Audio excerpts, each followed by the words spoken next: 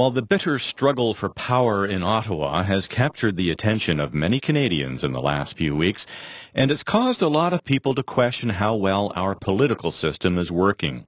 And one of those is Michael Pilo. He's a Whitehorse resident who's started up a web page calling for a move away from party politics to a consensus style at the federal level.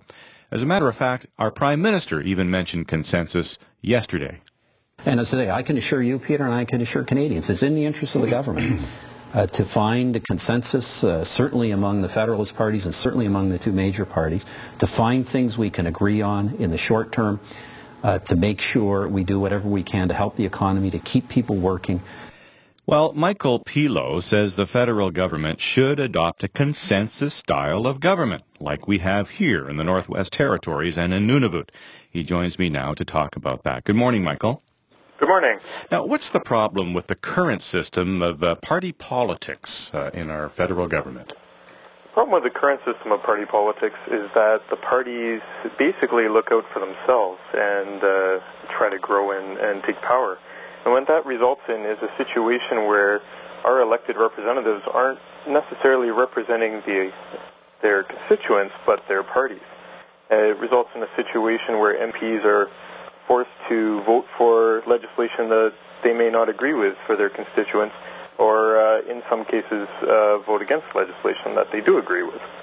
Yeah, a little bit of irony here because here, every time there's a territorial election, there's talk of moving to a system of party politics, while over there in the Yukon, you made that move in the late 1970s. Was party politics an improvement there?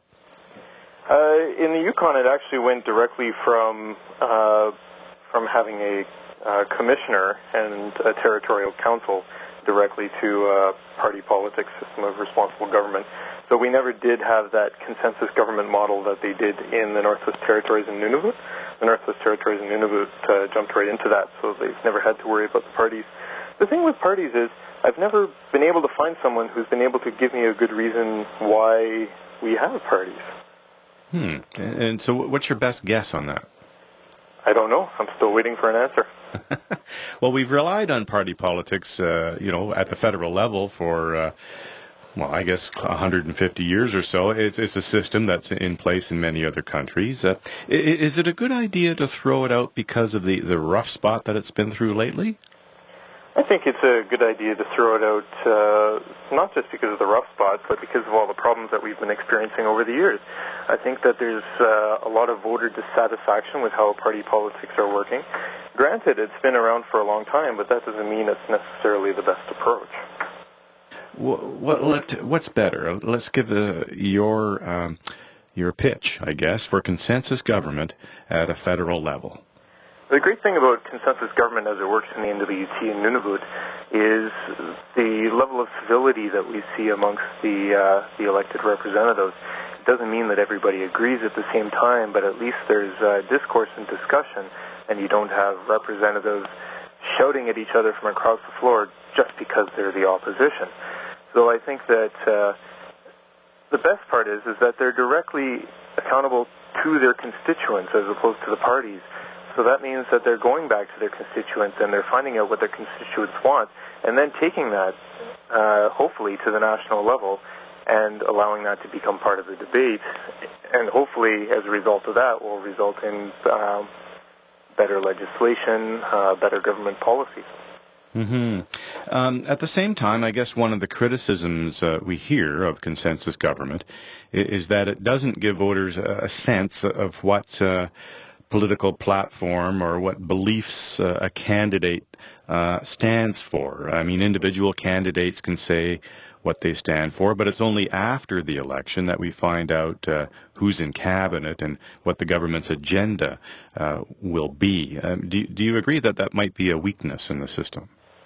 I don't agree that it might be a weakness. I agree that it might take a little longer sometimes to figure out the direction that a country is going to move in. But when that decision is made, it's got more support and it's been more informed by what the electorate wants to see, as opposed to what a party thinks the electorate wants to see. Here it might be argued that although we do have a consensus-style government, the ordinary MLAs, in a sense, act as the official opposition to the the 7-member cabinet, and though. And at times, it looks like, even though there are no parties here, it looks like a party political system because of the sometimes, abrasive debate that goes on. So it might be argued, some folks might say, well, yeah, we call it consensus government, but is that just a name? Is it, is it a name only?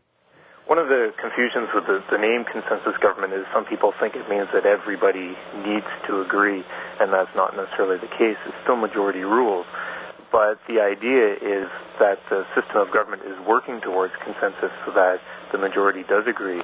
So while the general members of the NWT legislature may oppose something, there's probably a reason, and they're not opposing it just for the sake of opposing it. They're not trying to advance their party's political objectives because there are no parties. They're just looking out for their constituents.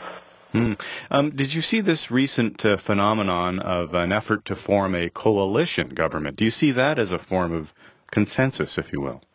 It's really just a bunch of parties getting together to try fight another party. It's still more of the confrontational adversarial system that we're seeing under party politics.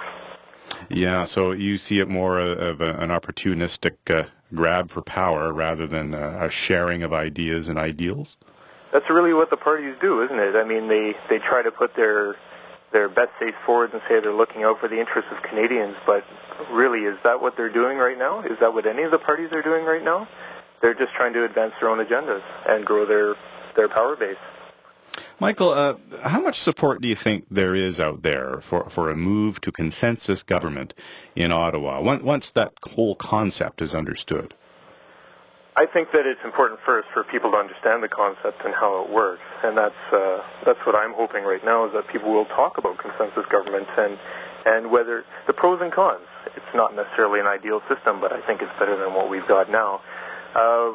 And then we'll see what happens. I think that there is a lot of dissatisfaction among voters, and I think a lot of it can be tied directly to party politics. So we'll see. Definitely, I've been hearing about a lot of interest in it, and when people hear about it, a lot of people are sold on the idea right off the bat. All right. Well, with that, Michael, thank you very much for joining us this morning. Thank you. And that was Michael Pilo. He lives in Whitehorse. He says Canadians would be better served if Ottawa adopted the same consensus style of government as the Nunavut and the Northwest Territories.